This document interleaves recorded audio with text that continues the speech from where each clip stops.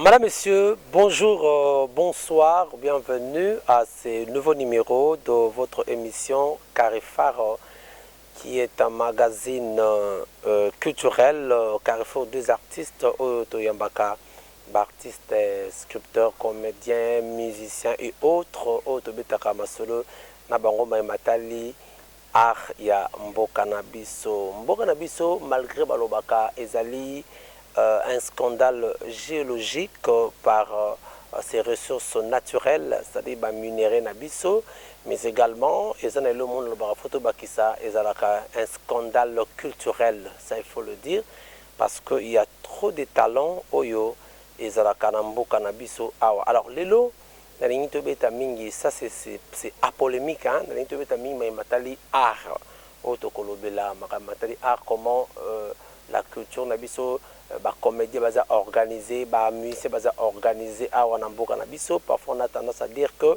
voilà comédien bango basalaka boy baza organisé, mais je vous assure que les comédiens sont bien structurés. Nangolelo nalingi to solo la maimatali structure wana maimatali évolution ya art Namboka Nabiso.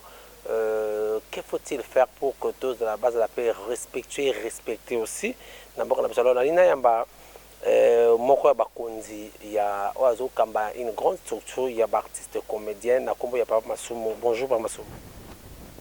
Bonjour, Mbote Ndekonos Bazolanda Biso. Voilà. Papa Masumo, d'abord, avant tout, banana no boni santé na yo, et puis boni santé à théâtre congolais. Oh, santé, ça va, et puis théâtre, toujours Bundagaka, toujours Bunda. Pas sponsor, Bazala Souté, bon, maintenant, avec cette histoire, bah, réseaux sociaux, bah, Internet, bah, réalité mingi est changée, donc il faut s'adapter, hein, il faut qu'on s'adapte, sinon, moyen terme. Ok, il faut s'adapter. Merci beaucoup, Président. Je rappelle que Azali président, il y a ANTPC, Azali, Association nationale du théâtre populaire congolais, c'est ça? Association nationale du théâtre populaire et cinéma. Et cinéma, voilà. ANTPC. Pour tant que bandaki, ezalaka ATITP, Association de troupes indépendantes de théâtre populaire.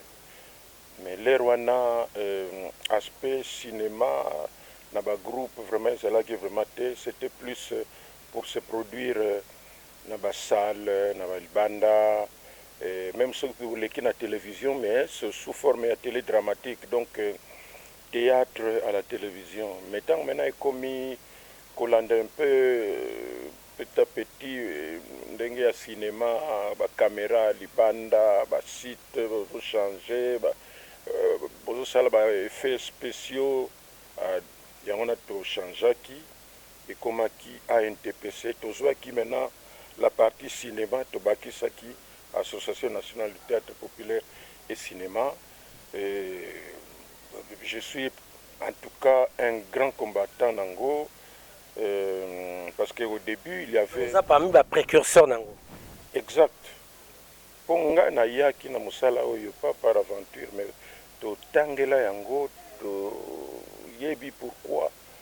Pour tango tozaki nanu na tozaki na ina et tango pe tozaki kobanda ba kosala ba misala yango, c'était plus le théâtre classique, théâtre en français avec des textes déjà écrits par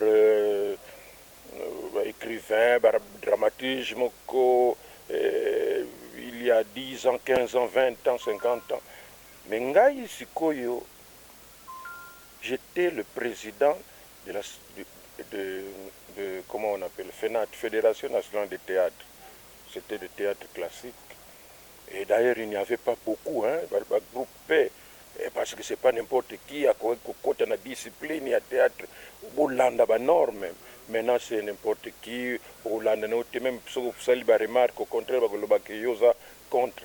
Alors, j'étais président il y a ya Fédération nationale de théâtre FENAT ya ville ya Kinshasa nasalisa baconcours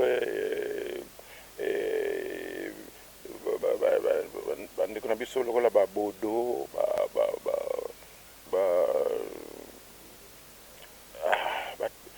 bazaka mwa ebele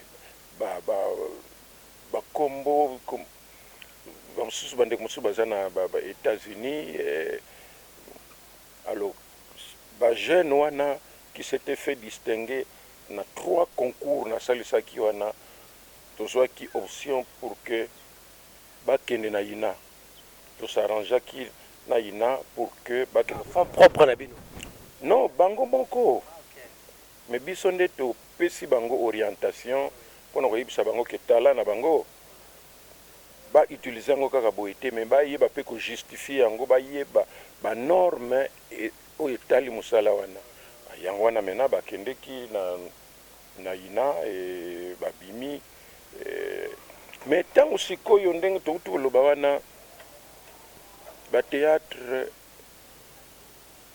à partir ya groupe Salongo mpo na radio ezalaki bamaboke après banzoi mais oyo eza vraiment théâtre mais à la télévision tout ça ezalaki avec Chitengesana le groupe Salongo yango wana sikoyo biso ntango tosilisi na ina il fallait kosala stage ya fin d'étude tokende kosala stage na groupe Salongo et ngai avant nakende kota na groupe Salongo na misalelaka déjà non nazalaki na groupe Salongo ntango nasilisi na théâtre classique na ina bayebisi ngai même na baprofesseur oza na sens vraiment ya improvisation makasi yo okoki kosala genre oyo bazobenga genre ya théâtre populaire c'est-à-dire que bozosala théâtre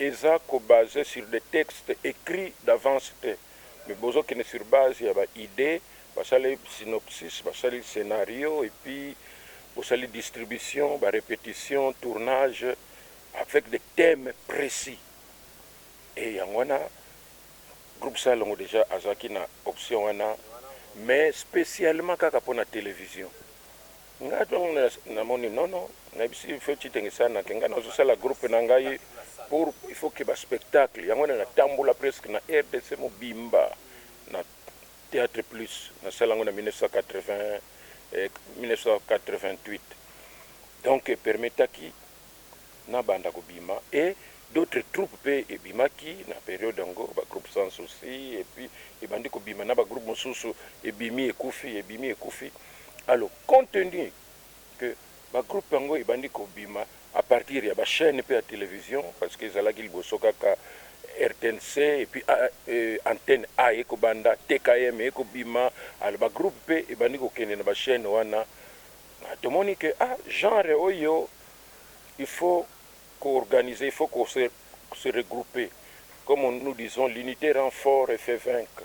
Yangwana, tubandaki na TITP, tozo jouer kaka na ba salle, libanda, mais tant que comme maintenant il faut to côté na télévision, na aspect ya ndenge na ute koloba wana association maintenant esalamaki ANTPC, yango nde tozo bunda nango. Est-ce que depuis ANTPC Banda, yo tozala kaka président, to pe aux qui vous conduisez après?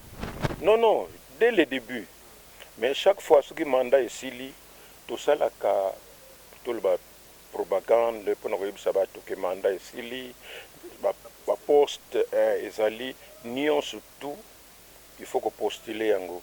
Ezate que au président poni président et puis président comme qu'on nomme ba poste nyonso balingi depuis aux années et ça les makaka kandengo wana mais tant que comme na place de présidence jour à dépouiller poste président batu balingaka te pourquoi par incompétence banga kapo yon to banda yango to pesa la kandenga non c'est parce que ça charge mingi c'est dit que dès que tu deviens président donc tu es au service de la communauté. Ce n'est pas que comme président, mais ils charge au Kobanda parfois kotika activité na yo moko. Moi j'ai ma propre troupe.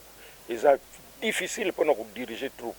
Ba makambo ekuya pe na ba troupe mususu yo maintenant oza obligé otika makambo na yo okene ko s'occuper makambo ya communauté. Ce n'est pas donné à tout le monde. Et bah tout nyonso pe ba pesa kango ba nga poste finance, administration sociale, tout ça. Bakoka nanga au moins pe 3 4 bazo postuler na mais tant to koma wana komona.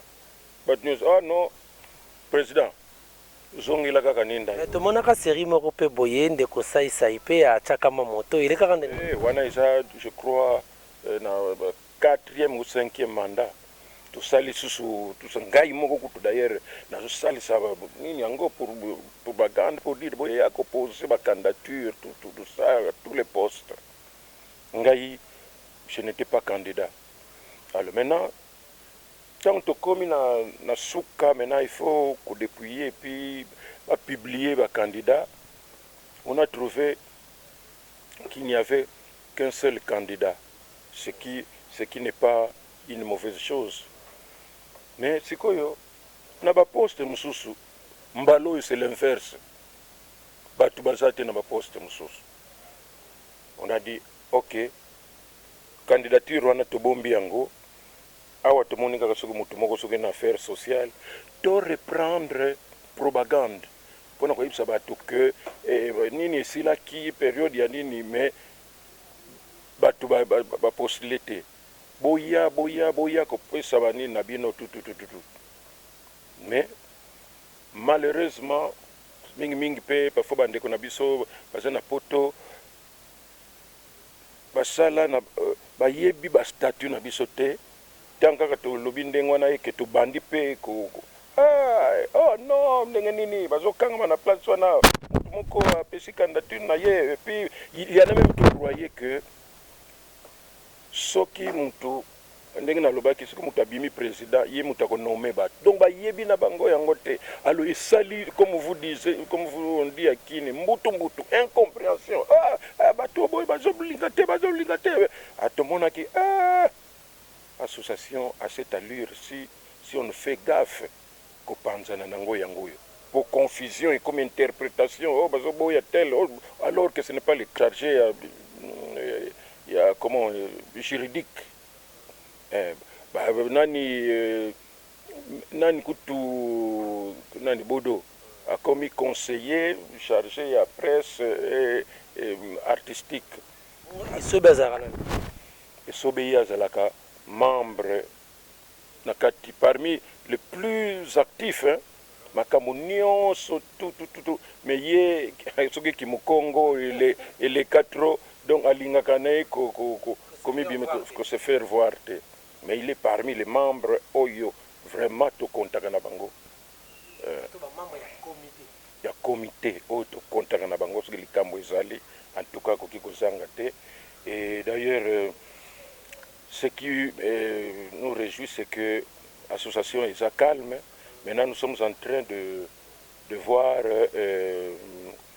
comme déjà en octobre-novembre année prochaine de préparer déjà l'élection année prochaine de préparer déjà tout koyeba ko assumer ba responsabilité yango na somona ba oxygène toujours encadré bango secrétaire général bango baye sima na biso koyebisa ke boye donc baza un certain nombre toujours encadré bango ko pesa bango ba responsabilité non boye sala boye pour que prochainement bango ba soit place et que nous soyons là seulement pour soutenir bango. Très bien. Merci président Massomo. Nalandi la bokebi sur totali nenge jeunesse ya NTPC banda kana nenge ololo expliquons très bien. Mais quel est le vrai rôle ya NTPC na métier ya artiste lelo na culture na biso? Rôle ya NTPC ezali makasi. D'ailleurs objectif nango to sala ki yango na. Nous sommes différents na ba nini bususu toyoka ka ba comédien ba za kuna Biso, c'est la première association y a de théâtre populaire. C'est la première et la plus grande, la plus ancienne, parce que c'est créé depuis 2001. Bon. Objectif Nabiso, ezali kolandela makambo o etali musala na biso, kobundela pour essayer de voir comment changer social pe profession il y a artistes comédiens. Qu'est-ce qu'ils peuvent faire pour que ba bongisa musala po ba pesa crédit, ba pesa valeur na musala. Donc etali maka oyo eza makambo onekti ba musu bawela ka bibembe bazowela bibembe so banani bazowela sakangotala muta abeli albalaki sina ba image pour ba esprit faible ba mona tala vrai bato tala vrai bato. Donc nous faisons ça mais na respect ya ndeko kufi, nous faisons ça na respect ya muto abeli mususu ka ke otala muto po ba boza ko combattre pe ba anti-valeur, ko combattre ba anti-valeur.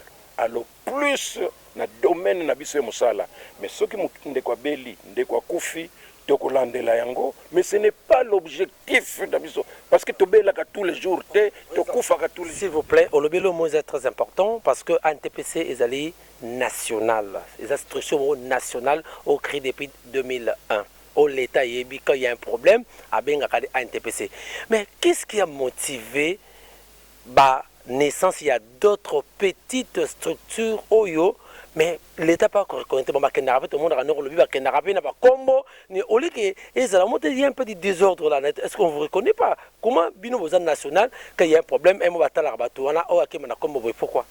Tete o bakena na ba combo boy bazakate wana peut-être ba fonsaka na bango na niveau ya l'État, présidence de la République, primature partout.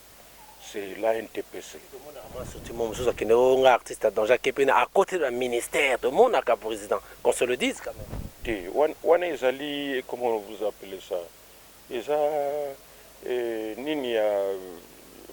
Bon, je ne sais pas définir ça. Moi, je parle au nom des artistes comédiens. Oh, il est artiste, il y a domaine Nini, et puis il y a domaine Nini. C'est difficile que moi je puisse faire un commentaire. Donc, dans tout ce que nous faisons, nous n'aimons jamais parler de Batumsous. Tu comprends? On n'aime pas parler de structure parce que pour parler d'une structure, il faut y bayango. Tu vois?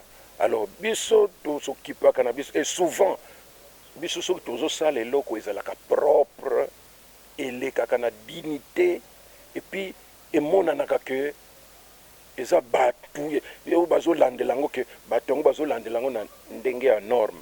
Nous ne sommes pas loko moko pour que to banda ko vivre nango. Non, nous comme je dis, nous sommes là pour servir le monde ya biso ya musala ya théâtre et ya cinéma.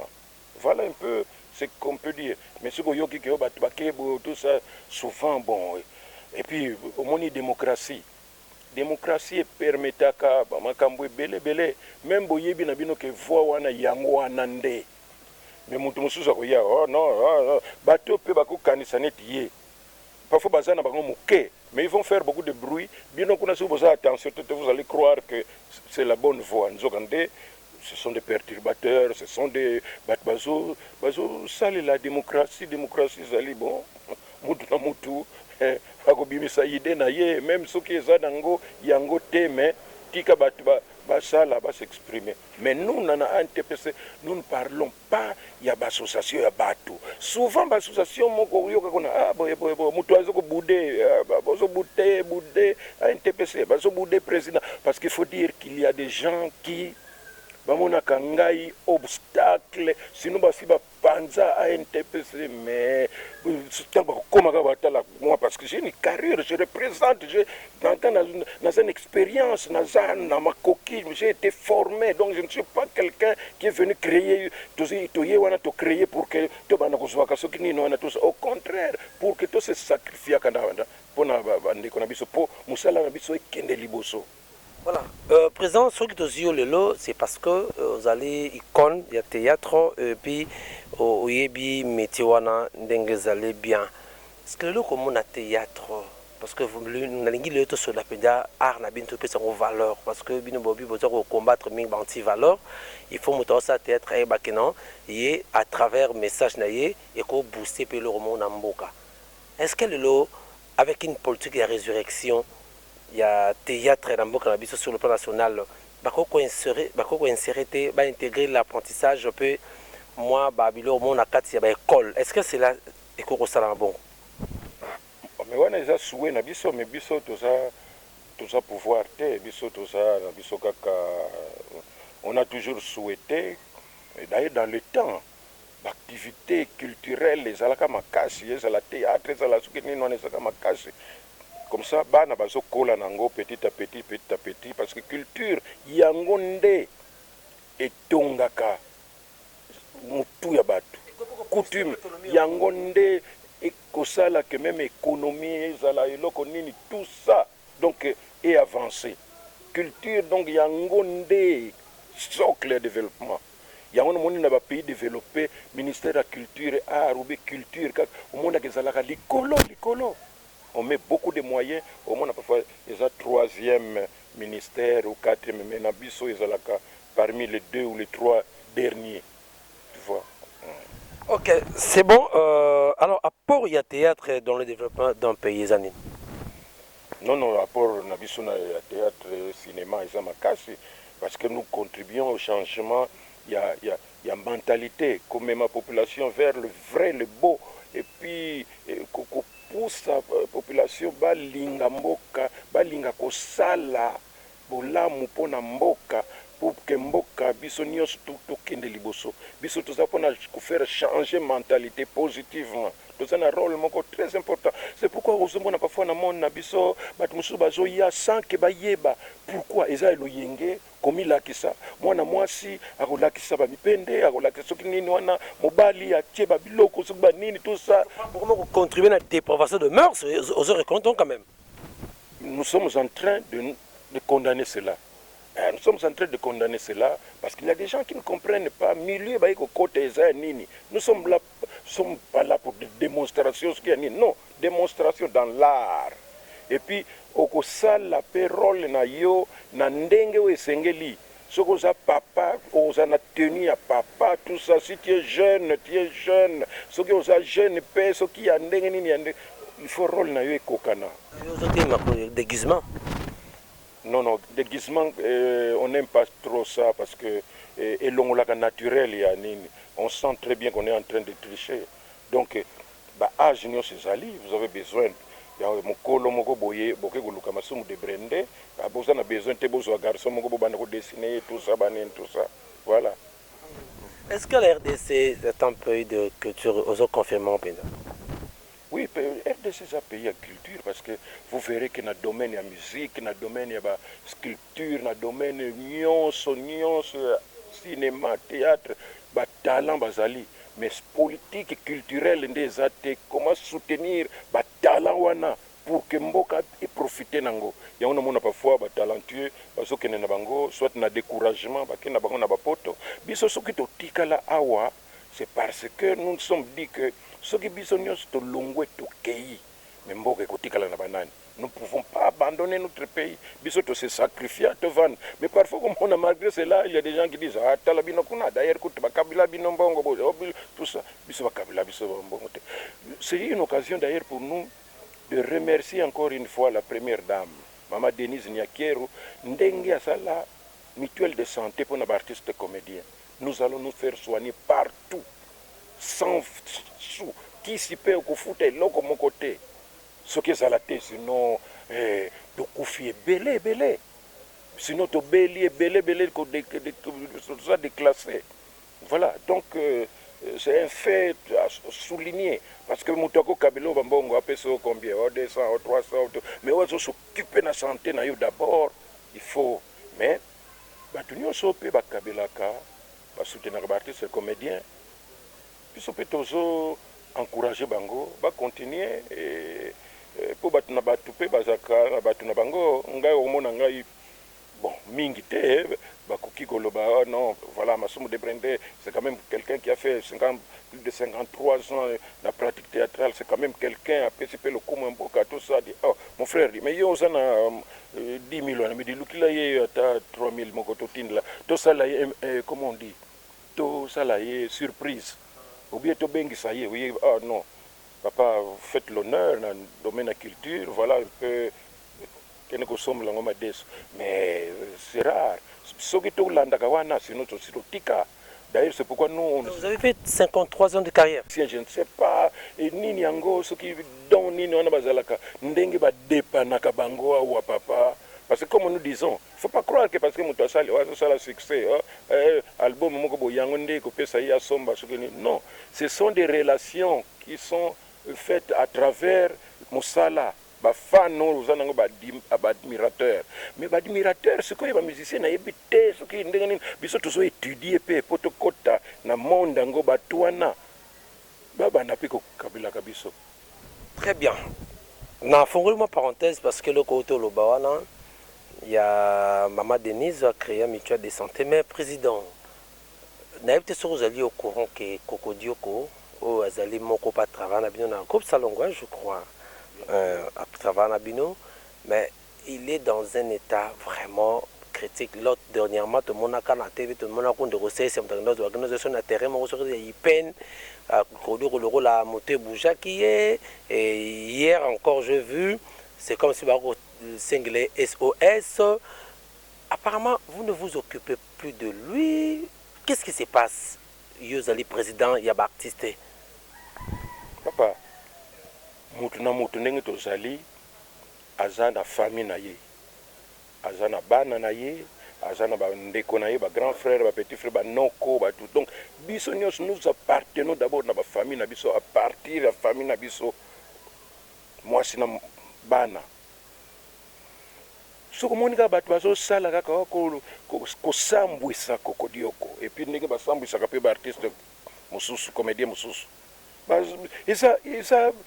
eza mawa mingi parce que ngai soki na lina salisa moninga na kokuta lokola Koko Dioko po siko aza comme un peu calme mais l'air mususu omona parfois koki ko perdre connaissance atambuli azoyeba soute place soki ozwiye il faut esala yo pasi la première des choses oyebi je rappelle que mutu moko te koloba o basokipaka na santé ya nante parce que dès que vous remarquez qu'il y a sali banine tout ça bon même directement dans l'hôpital approprié à kofuta ta eloko moko te. Et d'ailleurs n'oubliez pas on a na compte mutuelle de santé on a première dame mais aza en même temps agent ya RTNC jusqu'au jour d'aujourd'hui. Jusqu'au jour d'aujourd'hui. Donc ceux qui comme moi retard et cause à la même pas ya Maman Denise ba Mikanda mais na RTNC bako s'occuper na ye mais évidemment na mutuelle kuna ndé vraiment traitement est un peu plus licolo. Mais comment voulez-vous comme ça mutulokola Koko Dioko qui a servi le pays il a fait plaisir aux gens. Pour comme Kobela maintenant il faut que ça y est qu'on l'accède dans la télévision pour que vous gagnez nini tout ça. Dès que vous moniez même directement dans l'hôpital, au kimimba moko ko yebi sa famille na ye.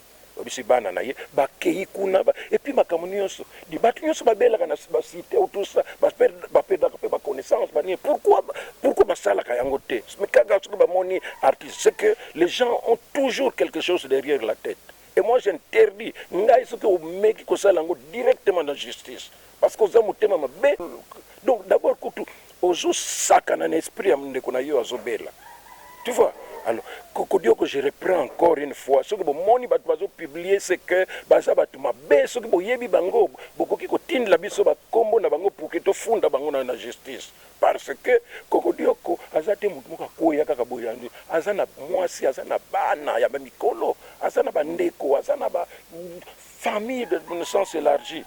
Bango d'abord bako s'occuper na ye yo soki oye na yo ngada s'occuper kana bartezo zala na sima kuna za na famille na ye c'est pour moi quand même tango soki muto akufi artiste akufi to kota kaliboso te to tika d'abord famille na bango famille wana dega lobi watala biso ko sala wana ndito ko ya bon OK bino ndenge bo moni bo est-ce que boko ki kondima to bakisa muke boy OK et puis to kundi omoni mais oya ko ça donc Koko Dioko azawana batika kotia na liste ya babola soko lingo salisa ye kende mais na humilité et puis na discrétion pesa yembongo sombela soki nini tout ça mais soko banibimisa na télévision banini c'est que tu es de mauvaise foi donc oza kotiola ye oza koseka ye tout ça wana eza bandeko bapandisango bamoni ke ndeko Kodioko aza na état ya bien te bakende kosala ne mo émission balakisi état aza nango vraiment ekosengaka SOS. Ah bon mpona bandeko wana sikoyo na Kisasa oyo bato bazobela lokola Kodioko baza te kutu ndenge na kuti koloba wana tozosala biso passeport eza ndeko na biso ya mosala nous on a toujours voulu qu'azala en forme parce qu'aza na est-ce que nata kotala ye en tant que président? Mais bien sûr, ça c'est la moindre des choses. Ce n'est pas ce que vous publiez yango. Ça c'est un acte normal. Mais bon, ce que a filmé, à Talagotu, aux autres qui bande qu'on a bien filmé, batika ko sala makambwana. Batala na Kisasa bakaye belé zali belé. Il y a des sculpteurs, il y a des peintres, ils sont occupés dans partie, des peintres, des sérigraphes, tout ça. Pourquoi ils veulent chercher kaka muto peut-être à yebani wana pour que ba yoko sala soki dengenini. Kodioko azana besoin ya affection ya bato, azana besoin ya bato ba samwisa vite. Il est payé par la RTNC, aza agent ya RTNC, aza mubola te. Pona ba soin mutu moko te yakolo ba non, ndengini baba none yetu te. Ce qui a piqué malaria, crise de malaria, oh nini, oh nandenge ya koma kosala parfois ba crise ya trouble de mémoire, mbala moko na hôpital bako soigner à 250%. Batika koko tsala makambo ndenge wana. C'est pas bien, ils ont koko se moquer na bato. Président, pourquoi na ba préparatif ya ba funérailles trop de monde a écrit toujours comme problème? Qu'est-ce qui se passe? Non. Biso soki tozana matanga tout ça la gango ANTPC tout ça tellement bien organisé ça te esika bato mongo baya ko sala ba aventure na bango komi la kisa soki nino nga mutu na sali boyonga soki ni te biso soki toujours sala ninga na utokoloba c'est toujours en accord avec la famille et matanga nyoso biso toujours dernièrement omoni ndeko na biso kwedi o utokotika biso omoni matanga to organiser un ndenge ya ANTPC en accord avec sa famille délégué ya parmi ya bana yende toujours traiter biso nyons ensemble tous ça là ba programme nyons to leki kitoko mais ba matanga na biso zalaka soki kaka na famille yango on ne sait plus qui est qui bazane tikaka kuna pe yezo koki koloba alors mutu moko libanda ko yao bina boza famille na bino botala na sana mukanda moko wa tout ça ekobimisa bino mbongo signé awa signé kaka makamususu talaka ba talibana ba ko laksa lokola c'est comme si bino boko sa iloko wana te yango ba sali pendant ce temps la biso tozo sala na ndenge ya ordre puis même ba ta famille bazomona OK mais na tamba kino na elle mususu alors mona bato wana ba komi motema moto bazo bosa na même siko matanga ba komi kosala ba calcul ya mbongo moko bakino ibokene kuluka ipare ba ministre ipare soki ba nani soki ipare l'état soki wapi tout ça alors mona même dans la famille là ba komi alors wana siko komona ka wana ba komi ko s'attaquer na biso surtout lobi non moni matanga ndenge zali wana mbongo yo ezwami yo tout ça famille nakanisi cercueil kozwa ma place kozwa ma ya kokunda cercueil tomoni eloka ko ya kuvanda sasusu ndeko na biso ezate on peut faire un programme mais tout ça ba mususu wana bazozela mbongo mais bako boma bino boyo ko kota na famille na biso ndenge nini entre bango bazoswana et puis bayo kuswana biso mais o ma batanga nyo sezalaka ke bato libanda oyo basalaka ba bankambo wana soki ba komeki kokota te na famille yango bakoki kozwa mutu te oyo bakoki kovandela ndenge wana échec okomona matanga nyonso normal et nous avons l'expérience malheureusement eza expérience ya kitoko te ya kokunda non biso on parle de vous mais bino boki parate toujours ba porter bino doigt non wana on a un complexe kaka complexe ezalaka na bato ndenge na lobaki que biso toza tellement likolo tolobelaka makambo ba association mosusu te po toyebi but na bango te toyebi objectif na bango te bamosusu ekozala bakosala mpe ozosokipe na bana baartiste comédien mosusu ya basi bacomédien soit ya association mosusu basokipaka ya bandako ya bacomédien cedire bakende kosalaka baentretien ya bandako ya bacomédien bamosusu bakozala basali association na bango mpona kosurveiller elateli ya bacomédien soki eza malamu te tout ça donc bato na bato baza na baobjectif na bango mais biso oyo ya biso tosala ezali kaka mpona mosala eloko nini tokoki kosala yango nazomona presque na badiscours na biso nyonso tozosala ngai soki nazwi parole toujours nazo kosenga na kombo baartiste comédien ke badepute na biso olie ke bakende kolobaka bavote loi sur le statut de l'artiste statut yango na oui pour tosala association na biso po eza muziki te tokeno kutanaka tokeno lia semaine prochaine kuna toke kovanda kuna te wana peut-être nayebi te bato mosusu soki basala me biso yango na oyokaka tozobunda nango wana sont vraiment différents yango wana mpe ozomona ke towumelaka tozali ensemble. Alors, Président, c'était au mois d'octobre, je crois, en 2020, toujours au mois d'octobre, lors il y a deuxième forum des artistes, je crois, il y a culture, et ça a un musée national, où il y a Tenaka, conférence Ninuana. Est-ce qu'on peut pas essayer de réglementer le secteur Nabino? Il y a théâtre. Parce que l'intervention na yo, qu'on a un musée, le deuxième forum, on peut savoir moi quelques innovations. Où en sommes-nous, Lelo? Bon, que voulez-vous? Biso na occasion to bunda kaka malembe, il faut persévérer. C'est pourquoi d'ailleurs dans le baki que to tikala na mboka awa parce qu'il faut to bunda awa. So biso no toke libanda mboka ngo to kutika ka boy. Nani ya kobongisela biso awa. Muke otokoki ko réussir yango nde ndenge utokoloba wana bisika nyonso soki tosangani nazwaka toujours parole mpona kointervenir na basens wana ndenge utokoloba wana mais bon on ne peut pas perdre l'espoir. Nous savons qu'un jour même biso te me bato bakoya nsima bakoki kozwa mbano nango. Oh, na proposaka makambo ebele comme un peu ndenge na uti koloba wa makambo ya statut de l'artiste makambo ya comme place omoni palais du peuple tango etongamaka biso tojoua kuna daye na groupe salongo tosala na salle wana 3500 places wana tosala publicité salle comble plus de 5000 personnes bambususu plus de 3000 libanda tozaki obligé to sala premier spectacle dialogue contre sans souci sili bato wana babimi bato mususu baye pourquoi ezalaki sika ya culture mais maintenant il n'y a plus rien bisika nyonso mpe oyo bokoki kokende komona pasteur moko soki azwi esprit saint asali église na ye bokende boye o non awa te omoni bino bazwa bato mokili awa eza c'est difficile mais il faut kobunda yango wana ozomona en face ya palais du peuple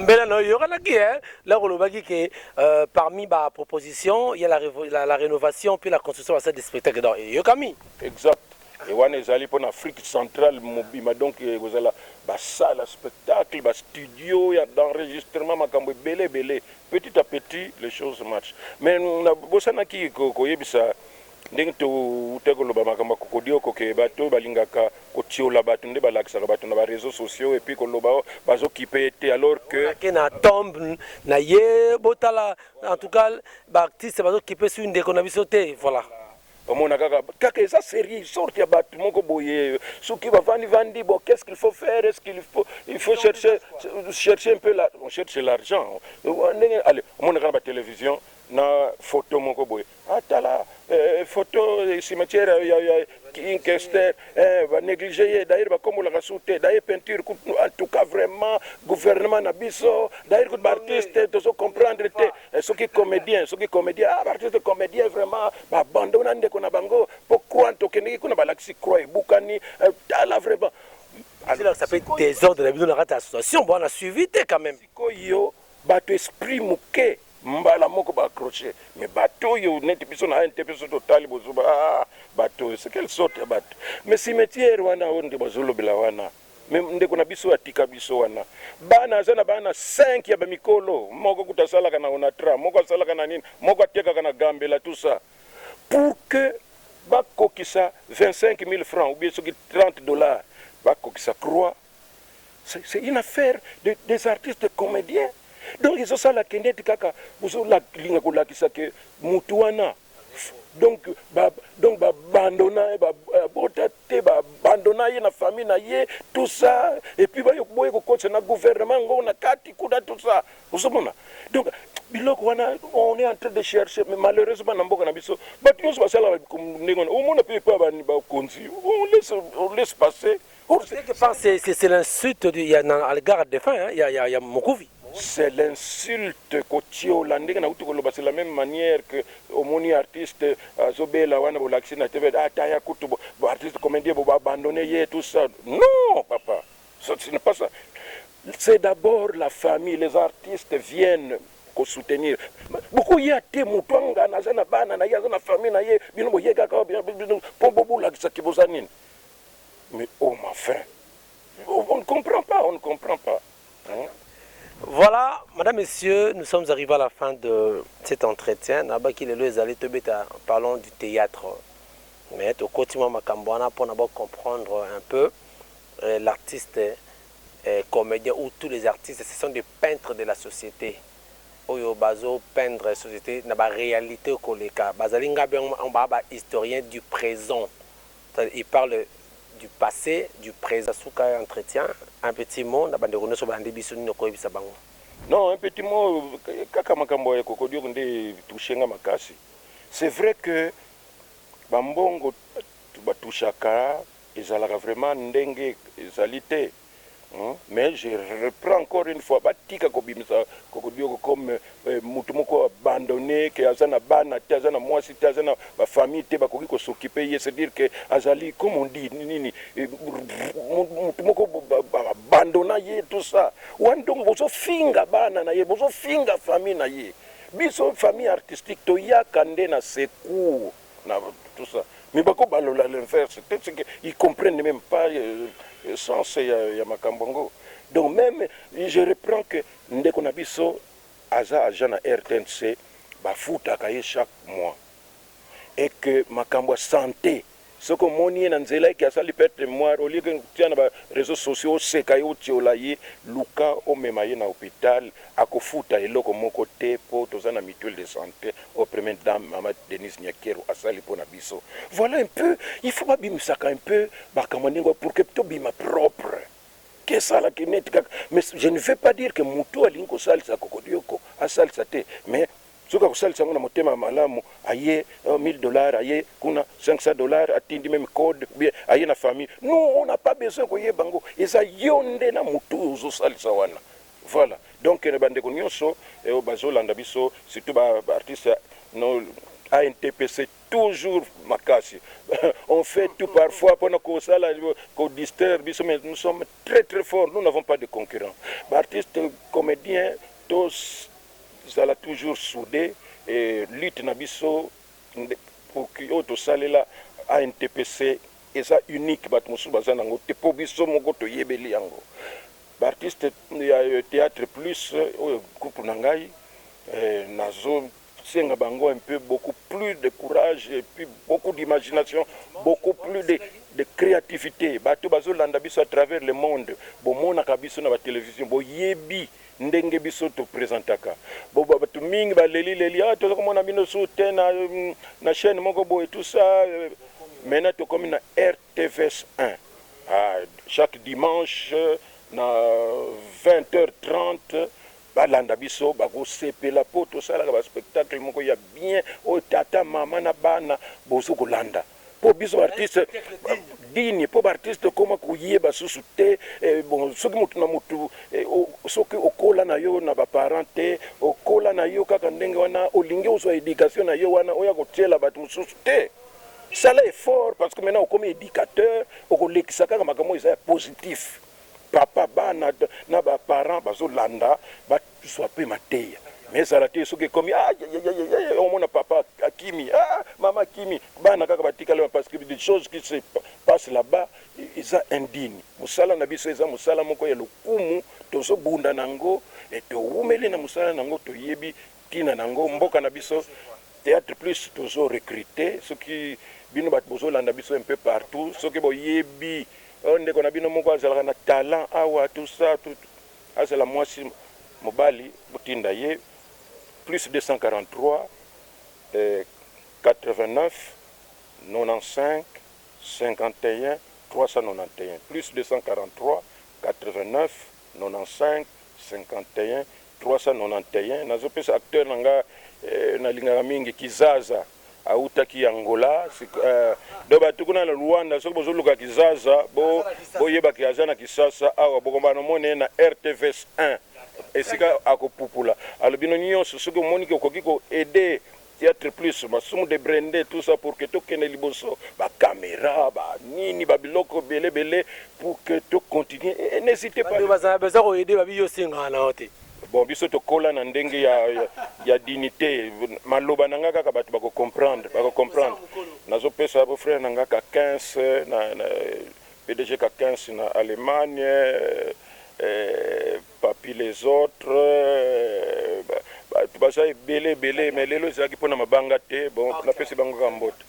Merci beaucoup, Président Massoum, d'avoir accepté notre invitation. Que Dieu vous bénisse. Le plaisir a été pour moi de recevoir le président Massoum de Brendé, Oyazali, président de l'Association nationale du théâtre populaire et cinéma. Awana Congo démocratique, on a une beti masolo matali métier oyo, il y a artiste comédien oyo, il y a théâtre de Bomoni, à Fingi Mototé, à apprécier toujours la leçon pour comprendre l'importance. Il y a culture, il y a théâtre, parce que le Lumimba cause de théâtre, c'est comme ces alliés moko, il y a Okimino voyou, et il y a vulgariser kaka. Politesse, vous avez compris que à l'objet l'artiste na bandirango, ce sont des peintres de la société. Peindre la société, il faut appeler ça bonne humeur, il faut appeler ça éducation. Ce n'est pas qu'en venant dans l'art, ou dans le théâtre, ou dans la kisa bami pende na yo, ou la kisa ni na yo. Non, donc voilà, merci beaucoup, merci à la grande équipe qui m'a tenu compagnie. Merci aussi, vos remarques et vos suggestions seront toujours les bienvenues. Ne nous insultez pas. Les numéros sont affichés. Tindara remarque dans la suggestion. Et Rosalamala, pour la bonne marche et la prochaine émission. Alors, quant à moi, je vous retrouve prochainement dans un autre numéro. Mon ami qui est derrière la caméra, c'est les frères. Pardon? King, le Big King, le roi. Merci Théâtre Plus, tous les acteurs. Du théâtre Plus, je vous aime beaucoup. Nangola, Balobi, Kalatrute et Boromon, prochainement, tout ça, le numéro, il y a. Bon, mon logo, tout ça, maman, le numéro. Oui, avant projection, prochaine, Boromon. Alors, merci ceux qui nous ont besoin de nous prochainement pour notre numéro. Ciao.